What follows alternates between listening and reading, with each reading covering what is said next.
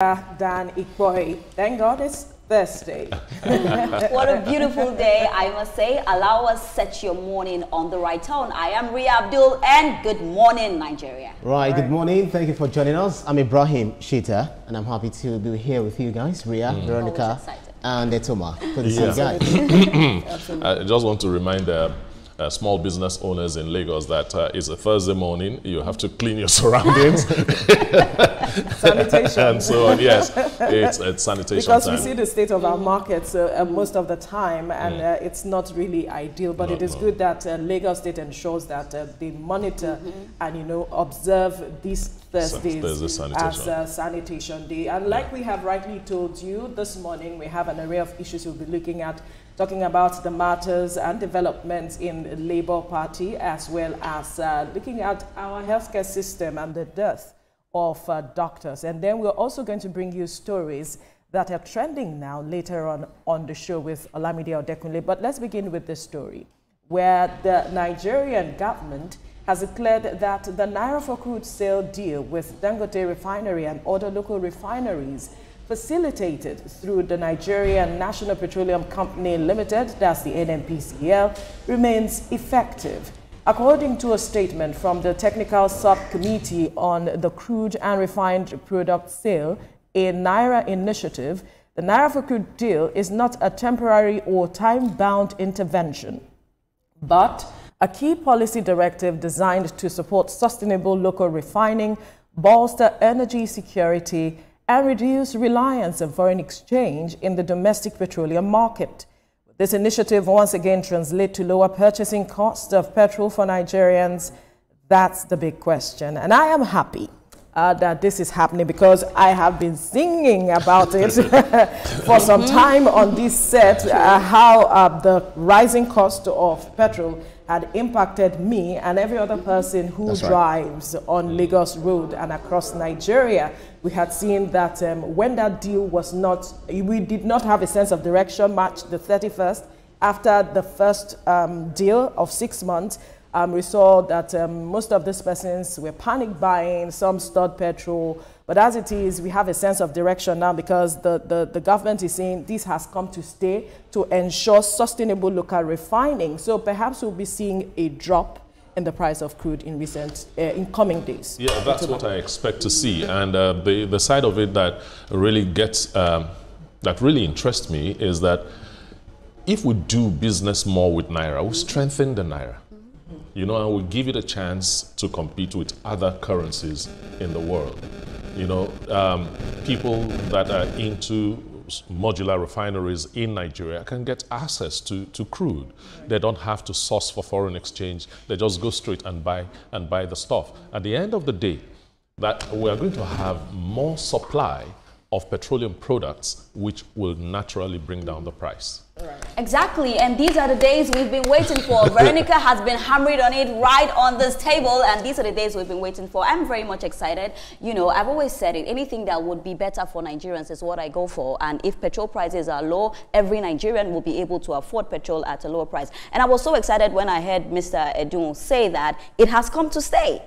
So after the 6 months, it's extended, and we say forever. So this is a good one. We are really excited about it. Yeah, I sincerely agree with you guys. But the challenge there is now that if you look at the global crude oil price, it's now coming down. Now, I think it's going below 60, which is a challenge, and especially with the budget that we already have, over 54-point-something trillion naira. So they have to think, how do we now cater to this, because oil actually accounts for about 90% of Nigeria's exports. So, that's a challenge for this administration. But the thing is, now that we have new board members at the NNPCL who will be running the affairs, what we want to see is transparency, because one thing is for us to now begin to experience low fuel price. But if that is done, how are we so sure that these people will be committed to now supplying crude to Dangote? Because it's one thing to say, yes, we are not trading in Naira, but we don't have sufficient crude because of the OPEC. Yeah. No. The thing is, why would it's not about trust. I'm only listen. It is NNPCL. Say that they would. This is this has come to stay. It means that they are ready to do whatever it is. It is not the first time. No, this is not about not trusting what the government has said. It's about those who will be there to ensure that what the government has said, government's plan,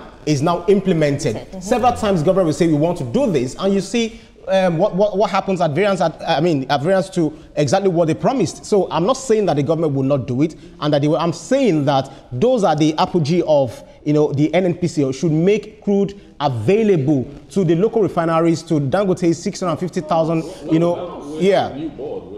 We have, and they are willing to work. And they are willing to work. We have a new driver driving. So it is just a nudge. So we have to stay hopeful. Absolutely. I am looking at a situation where this is a policy that benefits Nigerians. Most definitely. All right. Now, when we want to talk about the international crude price and all that, we also have a plan in the pipeline to increase production. The number of barrels per day. Okay. The president said 2 million by the end of 2025 or thereabout, and then 3 million 2026. So if that plan is successful, there's going to be some kind of buffer when we're talking about international price. I'm also looking at our diversification plan, because we cannot be hinging all our plans around petrol prices, because we know the shocks, external shocks that we get. So how much are we also strengthening whatever it is we are doing when it comes to diversification? We've talked about international trade, we've talked about technology, we've talked about agriculture. How are we ensuring that we can also focus on those areas to generate resources, foreign direct investment, and also ensure that we attract investors into Nigeria, and then we can get some substantial amount that can help our budget instead of just depending on petroleum. That is what we should be looking at moving forward. We can't, even if we produce, when the external shocks come in, it will still affect us. Whichever way we look at it, this is where state governments, subnationals, and everybody need to start thinking outside the box to ensure, because if it is natural resources, we have them, Ria. But talking about being hopeful, we just have to be hopeful. We have to also believe that this new board is going to do well for Nigeria. But I kind of understand what Ibrahim is saying, because oftentimes we've heard a lot of things, and then when it comes to implementation, it's a little bit shaky. So I kind of understand what he's saying. But we have to be hopeful that this new board will now take matters arising and make sure that this is here to stay, like they say. No, we trust them. Of course, we trust them, but definitely there will be concerns. Also be reflective of your it's a new administration, and we are all optimistic as to what they're going to do. I'm only saying because it's a trajectory. Yes, we are going to do this, but then you see people frustrating the agenda, the policy of the government. Please don't frustrate the agenda of government. we believe in the new board, actually. Please do not frustrate the agenda of government. Thank you very much. As we bring you the news stories now. Attacks and